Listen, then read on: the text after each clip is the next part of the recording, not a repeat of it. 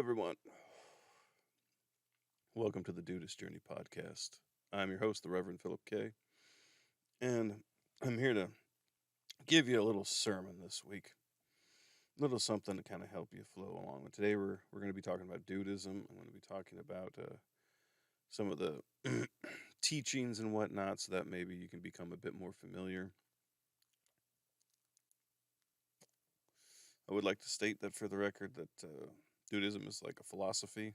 People would consider it modern day Taoism, the art of peace. There's an art of war, so there's an art of peace. um, also, I know that if you heard the commercial before the podcast, it was for Anchor.fm, which is the company I used to start this podcast.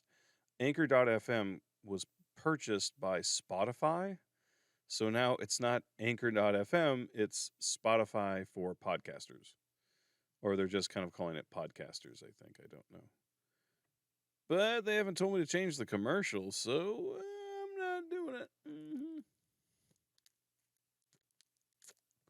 Got my home rolled hemp cigarettes. Have a drink, have a smoke with me. The drink I'm having tonight is Fireball. More of a scotch and whiskey man myself. I mean, if you want sugar and cinnamon with your liquor, that's your choice. I'm not going to say anything. But not my first choice. Not at all. But that's what I'm drinking today. So salute.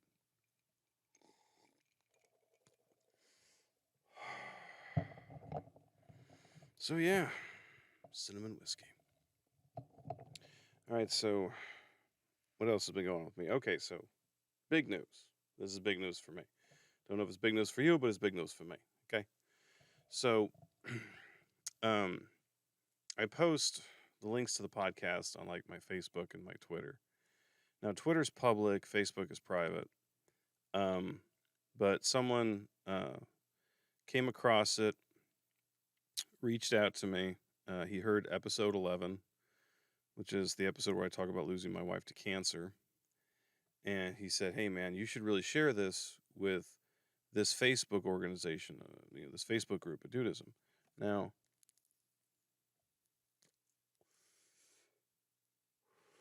I follow or am associated with like half a dozen Dudeism Facebook groups.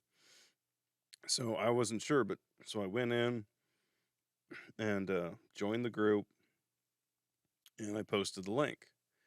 And it doesn't get much attention. It gets like 5 likes or something. But then someone reached out. Oliver Benjamin. I don't know if you know who this is, but this is one of the founders of Dudeism.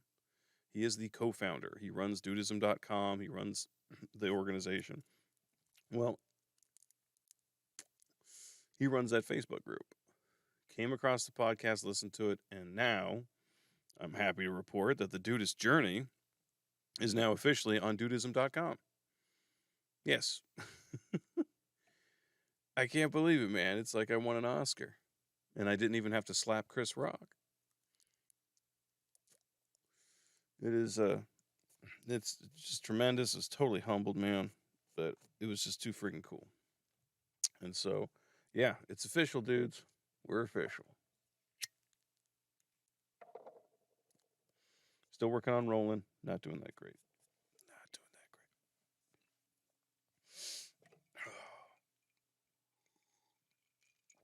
You think by now I'd be a master at rolling my own cigarettes, but I'm not. So yeah, that's what's been going on in my neck of the woods.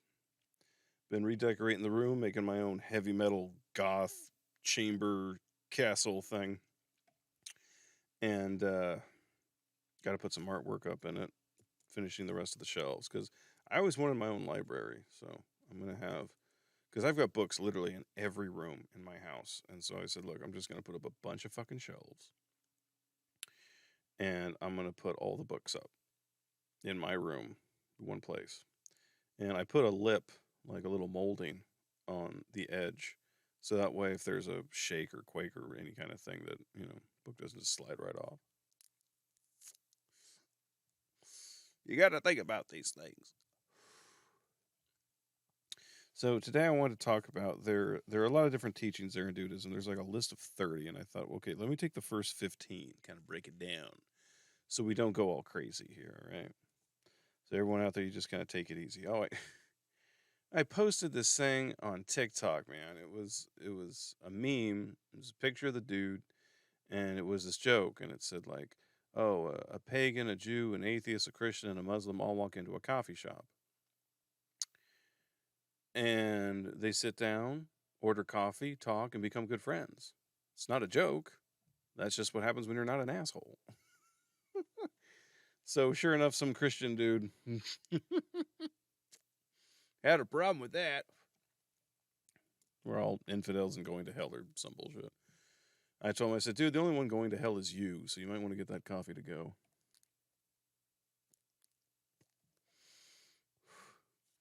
I think that people just got to kind of stop with the whole like, I'm right, you're wrong. Let's get away from that. Because the fact is, we can't prove there's a God. There's no evidence. We're still looking for it. But we're you can't prove that. Sorry, it's just kind of how it is in my journeys and in my studies and everything I've gone and talked through. It is hard to find the hard evidence.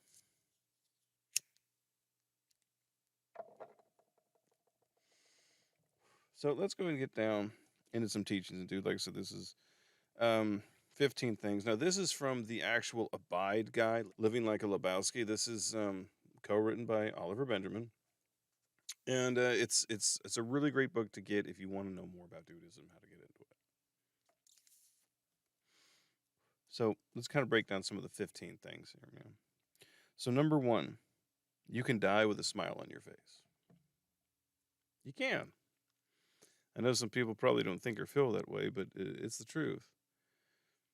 You have to kind of remember, like we say, like our motto is, take it easy. And you have to remember that there are wonderful things in life. I mean, here I am. I lost my wife of 22 years. This was my high school sweetheart, the love of my life. I've literally spent 25 years, and I'm 42. So I've spent over half my life in love with this woman. And I have lost her, and I have a great deal of misery and grief and pain and depression that I'm dealing with. Now, anyone would understand me being completely antisocial and sad and fucked up and all that shit. But I have to remember that there's still a lot of light in this world. There's still a lot of reasons to smile and be happy. I try to think about the good times. I'm trying to trick my brain to just think about positive things or work that I can do or something, and just trying to kind of clear myself there.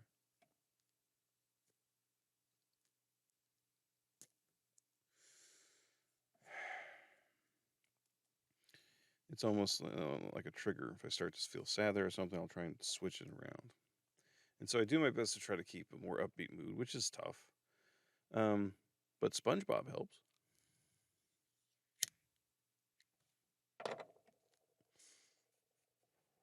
So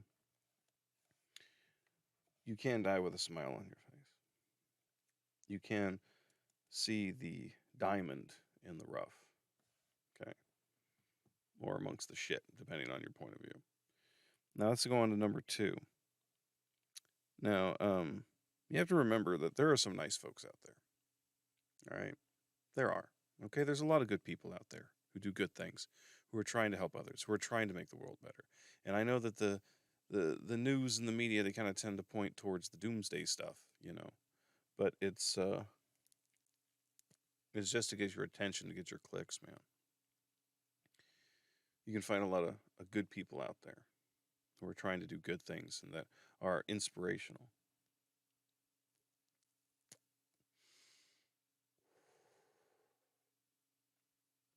There are some good folks out there, man. And hopefully you're one of them. If you can't find a good person, be one. Number three is it's down there somewhere. Take another look. And what we mean like that is Like, sometimes things don't make sense. Life doesn't make sense, so you got to keep giving it more chances. You got to find that meaning, and it's unique to each person. Sometimes you find someone who's got the same kind of plan and prerogative, who sees the same as you and wants to go on that way. So there's, you know, I'm not understanding life here. I mean, I'm thrown for a loop because, as far as I knew, parents were not supposed to bury their children, and little children were not supposed to bury their parents. But that's just what happened. So everything's been thrown, and I'm trying to have to adapt to that. And I have to give life another chance, even though I'm really pissed at it. Well, I'm mostly pissed at cancer. I'll just be honest. I'm pissed at cancer. I hate cancer. Cancer, if you're listening, go fuck yourself, asshole. Ah, the cinnamon. There. All right, number 4. Don't say hero, cause. All right, number 4. Don't say hero, cause what's a hero? I mean, there's a lot of different definitions there when you think about it. Like, you know, a fireman who runs into a burning building to save a life, that's a hero. You know, a cop who saves someone from dying, that's a hero, right? A kid who's fighting cancer, that's a hero. You know, there's different levels. And then we've also become very comfortable with the anti hero, the person who does have a good moral sense, but is using a form of extremism, like killing people, like the Punisher. You know, that's an anti hero. And a lot of people celebrate him, and a lot of people identify and recognize. I know I do, but I know that I can't run around with a machine gun because, unfortunately, in the real world, I will die very quickly. And so you have to start to think, what can I do in this life that can help without necessarily running around with a machine gun? And I'm going to be doing a podcast pretty soon about the power of words. So look out for that. But all right, continuing on. So number 5. There's little you should ask. Now, we all of us, we're all of us in the gutter, but some of us are looking at the stars. It's a quote from Oscar Wilde, and that's really kind of an interesting sort of perspective point where it's just like, maybe you're asking too many questions, or maybe you're asking the wrong questions. I know I do this. I tend to overanalyze, and I don't want to overanalyze, but I do. And I think we all do. We second guess decisions. We're unsure. We're fearful. We're a little nervous there. I'm not saying, paranoid like a meth head, but still, along those lines. Ah, God, cinnamon. There. So sometimes we kind of may want to take a look and just be like, you know what, maybe I don't need to answer this. You know, maybe I don't need to have this question answered. You know, maybe I can get through life and still be happy without knowing this answer. Consider it. Because, like I said, expect nothing from no one and you'll never be disappointed. Number 6 says, you are like a child who wanders into the middle of a movie. Quote straight from the Big Lebowski film. I love that. But what this kind of means is that our lives are unending complexity. Life's not easy. It's hard. It's tough. It's not fair. Never gonna be. Never has been. Welcome to the world that is Earth in this solar system. Okay. And so this is something that has to be accepted.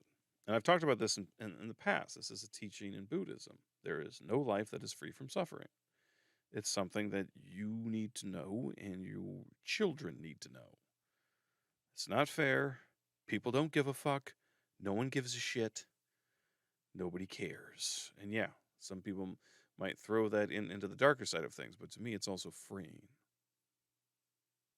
Because if you don't care about what they think, and if they don't care what you think, buddy, you're in total freedom. You're bulletproof. Don't we all want to achieve that personal level of nirvana? But just to remember that, if the world kicks you, Learn how to kick back. Okay? You can kick ass too. I believe in you. All right? You listening, sir, madam, person, they. Love. Do that. Sir Ian McKellen talked about that. He was just like, he went and he got a taxi, and taxi driver said, "Where to, love?" And he just said, "Isn't that great?" That men call other men and women other people love. So if you have problems with pronouns, just use love. That's the great thing about dude. Dude is non-gender. It's a non-gender term. So everyone's a dude. I know that everyone kind of got into the dudette thing in like the late 80s, early 90s, but honestly, it didn't really expand. Dudette was like kind of weird sounding. Dude is everyone. There's great dudes. All kinds of great dudes out that are women. So think about that. All right, number 7. Take the road less rambled. There's lots of forks in the road, and you need to be happy with your choices. Now, it doesn't matter which direction you go. All that matters is that it's forward. Okay? Remember that. Some people aren't going to understand your path. They're not going to understand your journey. They're not going to understand what it is you're trying to build or what it is you're trying to accomplish. And it can be tough, especially if you have a partner or someone that you love that doesn't support it. It's tough. If you have family that doesn't support it, it's tough. But that doesn't mean it's not going to happen, because lots of people were like that. A ton of people were like, "Oh yeah, when I told people I wanted to be a comedian or an actor or a singer or whatever, they laughed in my face, said it never happened, said I'm terrible, and nothing was going to come of it." And they went on to do great things and earn millions of dollars. So it's like, you got to know you. And yeah, sometimes the walls are there for a reason, man, because you're not quite on that path or it's not going to work. I wanted to be a filmmaker, went to LA, got on film sets, was doing the whole thing, but holy shit. LA is fucking insane. The prices are insane. The traffic is insane. And the people who make films are insane. A lot of them are really just coked up people who lie all the fucking time. Guys, so one of the things I don't miss about Los Angeles, because don't get me wrong, Los Angeles is a great city, is beautiful, weather's wonderful. Some of the people that you meet just on the street are just so kind. I mean, it really is like a city of angels, man. But in the film business, holy shit, so many liars. Oh yeah, we're gonna do this, we're gonna do that. Never fucking happens. Oh god, yeah. So anyway, that's my LA rant. I'm gonna be done with that. But that's the thing, man. Is I'm taking my own road, man. I'm taking my own road. I'm going my own way with it. And so some people get it, some people don't. But I keep going, man. Can't stop. All right, it looks like number 8. Nihilism is exhausting. I'm sorry, but when nothing means anything, and then most nihilists I know, they're just angry all the fucking time. You notice that? They're just pissed off at everybody and everything about all kinds of shit.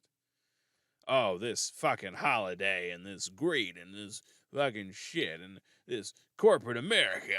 And they just like keep going. And it's just, to me, it's exhausting. I mean, if you focus on stuff that makes you angry, then you're just going to be angry all the time. And who the fuck wants to hang out with that dude? I don't. Fuck that shit. Ah, damn it, cinnamon. Ugh.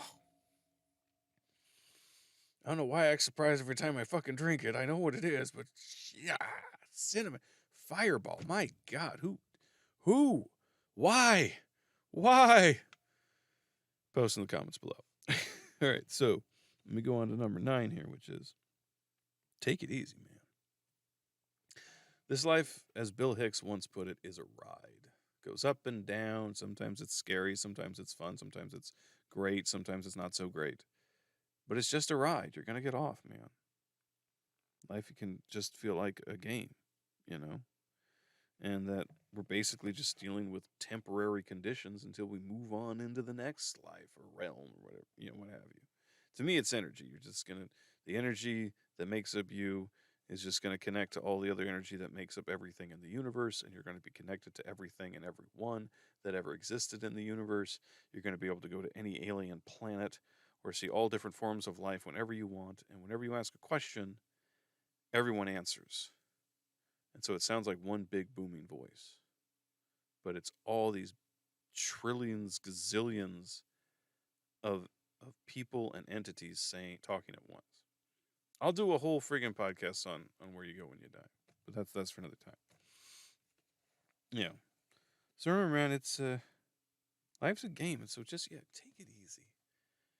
Try to go with things with a you know with a better mindset, a cool and calm mindset. Because when you're upset or you're angry or you're fearful, you're not going to make good decisions.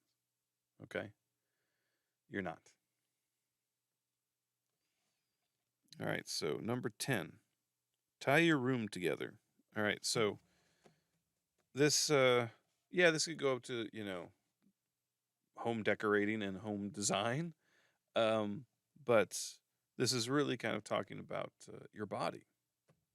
Your body's a temple. It's soft, it's vulnerable, it can break, it can burn, it can be cut.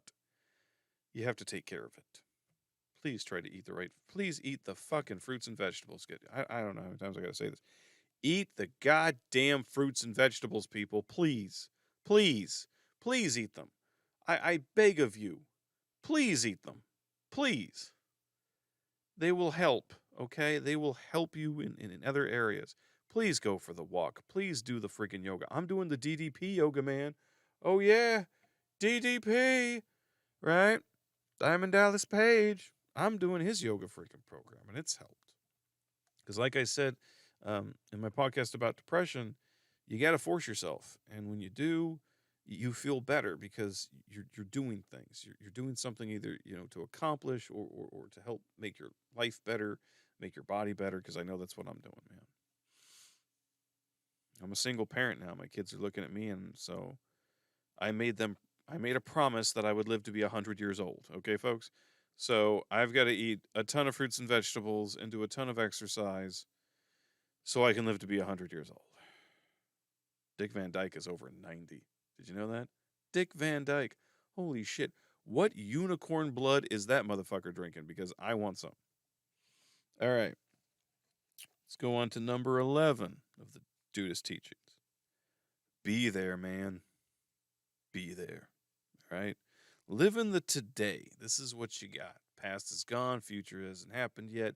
You got today. You got right now. Utilize. Okay. You got to utilize. You got to seize the moment, man. You got to value your friends and family, Go to the fucking soccer game, okay? Go to the fucking play. Go to whatever it is. Go see your buddy's band play, even if they suck. Go fucking see them, get drunk, and cheer them the fuck on, all right? Be there, man. Be there. It'll really help. You have no idea how, but it'll help. Because, as I think it was a monk, Buddhist monk who once said, everyone wants to save the world, but no one wants to help mom with the dishes. Think about that for a second, okay? So, do the fucking dishes. All right? Be there, man. Be there. Number 12. What makes a good man? Well, first, testicles, You gotta have that part first. But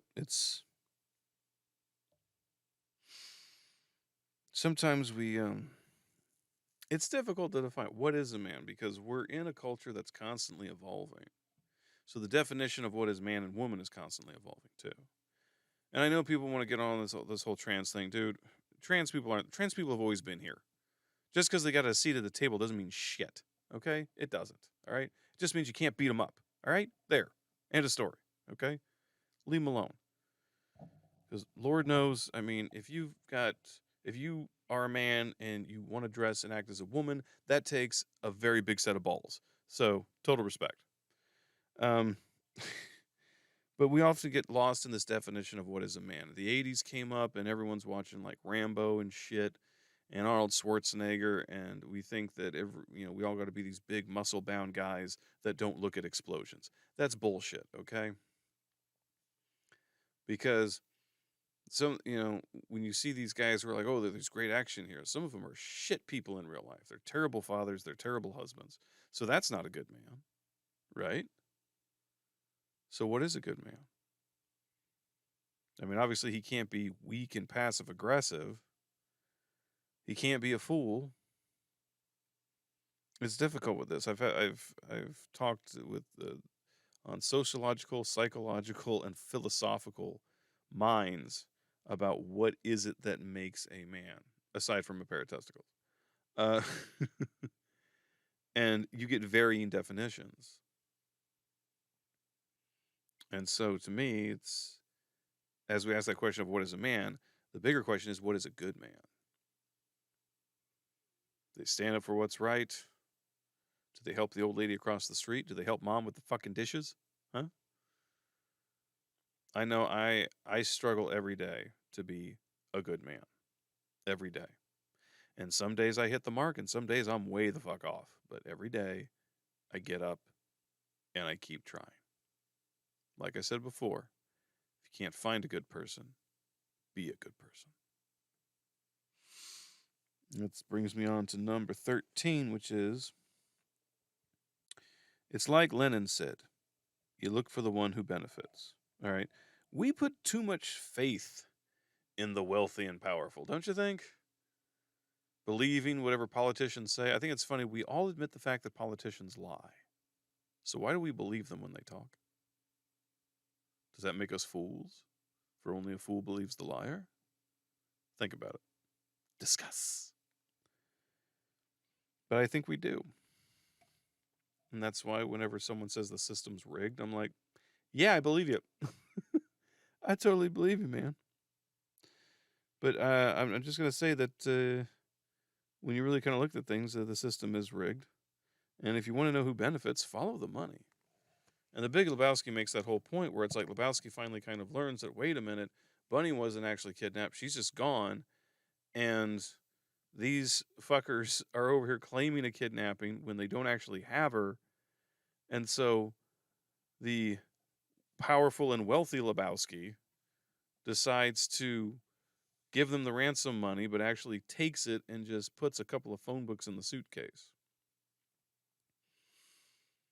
Why would you trust the wealthy and powerful? It once again kind of brings up that whole thing right there. Because I've worked for rich people, and I can tell you right now, they don't give two shits about you. They really don't. They really don't. Even if you're working for them, you're replaceable. You don't matter. You want to know why? You don't pay their bills. You don't cook their steak. Okay, you you know you're not sucking their dick. Or basically, it's like it's not. We're just cogs in a machine, man. We get replaced with the next one. I think Ozzy Osbourne. It was funny. He grew up in a town. There was this one factory, so everyone worked there. So he got a job there. And this old man was coming out, and he said, hey, old man, how long you been working here? And the guy's like, 30 years or something, like his whole life. And he said he's going to retire soon. And so Ozzy says, oh, what do you get when you retire? And the old man said, a gold watch. And Ozzy said, a gold watch? 50 years of work for a fucking gold watch? Fuck this shit. And then he went out and became the legend he is today. So I always think that, a lot of people, when something happens, they're like, it's the president's fault, or it's this person's fault. I'm like, dude, follow the money. Whoever is getting rich off this, that's the person who's making this all happen. That's the person that's benefiting. Follow the money. And then let's go to number 14. The beauty of the plan is simplicity. You'd be surprised that keeping things simple, believe it or not, keeping things simple actually goes better for you, okay? Instead of making things too complicated, all right? Because I have this problem. Like I said, I overthink, and my wife, she was the other half. And so since she's been gone, I've lost half my brain, and I'm second guessing the decisions because I would have her to bounce them off, and I would get her opinion and her knowledge, and that would come in, and she could do extra research and help out. So she was a smart lady. Yeah, I'd say you can't beat the love of a good woman, man. You just fucking can't. So it's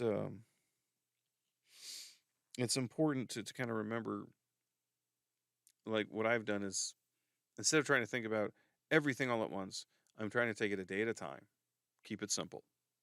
What do you have to do now? All right, I got to get up, get my kids up, make them breakfast, make the lunch, get them cleaned up and dressed and out the door. All right, simple things, little baby steps at a time. Stuff that we've been doing before my wife passed. That normalcy, trying to bring that all back. And it's tough, man, because I got to tell you, I cry every fucking day. It's like no matter what, something is going to remind me of her. The fact that my car keys, I got my car keys on a, I got my keys on a ring. It's lighter because I don't have her car keys on there anymore, and I notice it every time I pick up my keys. Little shit like that that you would never even fucking think of. Little shit like that comes in. All right, I'm not gonna go too deep into that, man. I don't want to start crying here on the on the show. All right, like I said, that's episode 11. You can go back to that. And number 15. So last one here. All right, bear with me. No funny stuff. Uh, it's not necessarily good to cheat, lie, steal, kill. Funny stuff. Um, which kind of connects with the simplicity thing, and also connects with the what makes a good man. Because good men aren't supposed to lie and cheat and steal and kill. Good men aren't supposed to do that, right? Kind and courteous, strong yet vulnerable. It's a difficult thing right now, man. Like I said, we're constantly evolving. We're seeing these new things, and so I do feel that it is important to not cheat and steal, because as an artist, stealing someone else's work is one of the biggest horrendous things you can do. If a comedian steals another comedian's act, if a painter steals someone else's artwork, um, if someone on social media is just taking people's art and claiming it's theirs, I've seen that happen, so they can get a bunch of followers. Um, but when this happens, when it's revealed, like old Stephen Glass, when it's revealed that they've been cheating and they've been lying this whole time, there's no coming back from that, man. I found something interesting about trust and respect. They can be easily given, but once they are lost, they are almost impossible to regain. Fool me once, right? Not going to trust that person again. All right, folks. So, right now, we go ahead. Why don't we take all of this 15 points from Living Like a Lebowski, How to Live Like the Dude, and just ponder on it here for just 5 minutes, folks. Then we're going to start that 5 minutes.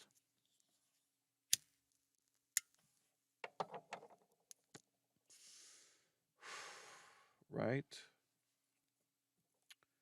about now. Cinnamon.